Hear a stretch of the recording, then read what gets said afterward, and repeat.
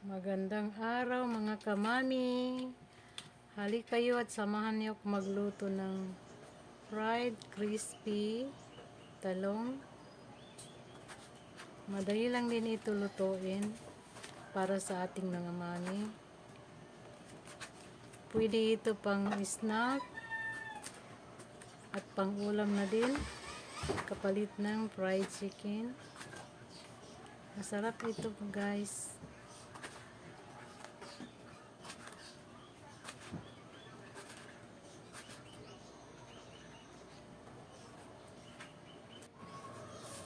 Okay, maglagay na rin tayo ng flour,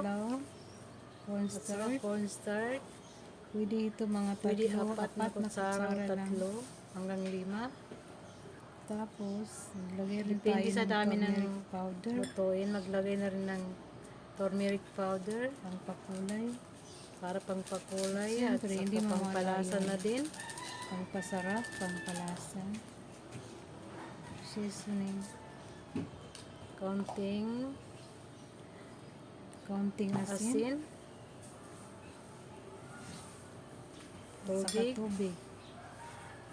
At haluin natin ng haluin hanggang sa Haluin natin hindi ng haluin.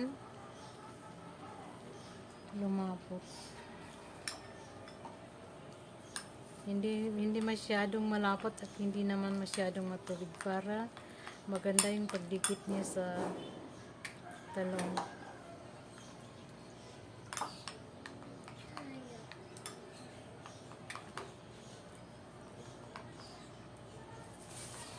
Kailangan tama-tama lang ang timpla guys.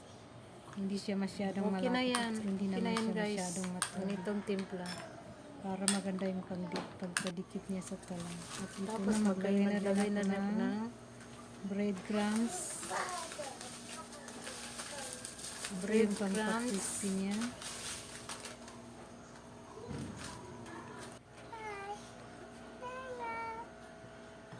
Ayun na, ready na. Ngayon, prituhin na natin. Ready na para pang prito. I-mix muna natin sa harina. Tapos breadcrumbs.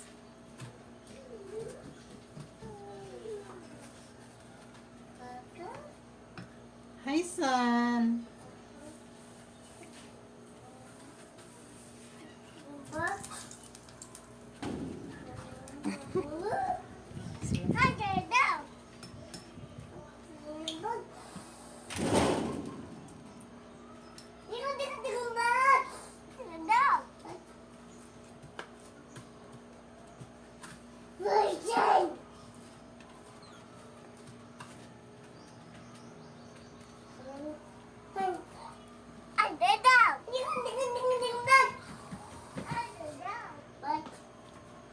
Okay guys, prituin na natin hanggang sa hindi Prituhin mag-brown. na natin guys.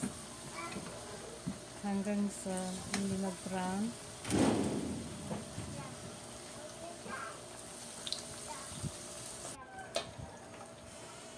Kailangan mainit na tubig, mainit Okay na ito na guys. mantika.